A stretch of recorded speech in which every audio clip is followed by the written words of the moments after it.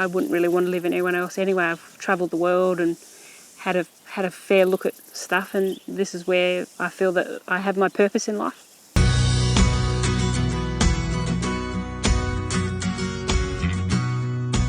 Yarrie Station is a family property. It's been in our family now for 5 generations.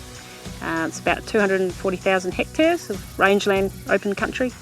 We run about 2,500 breeders on the property of drought master cattle. It's well known that the Pilbara is a very variable climate. So it'll go from no rain to a lot, and then a bit of average. And so you're dealing with a lot of variability in our climate, and it's always kind of been like that. I don't think you can ever drought proof yourself because you can't make it rain, but you can hopefully do things to make it a little bit less risky. So one of the big things is for us, because it's a bigger property and it's pretty fragile country and it's marginal country at times, is just not to overstock. So just don't push your country too hard. We're trying to leave pockets of country ungrazed so that you can move those cattle in when it doesn't rain. We also have our southern property that we have. This in a totally different climatic range. It's 1,400 k's south of here. It's a totally opposite rain season.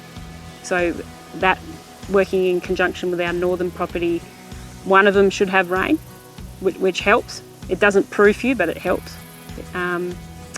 And also just try and keep in mind in the budget that it's not going to rain.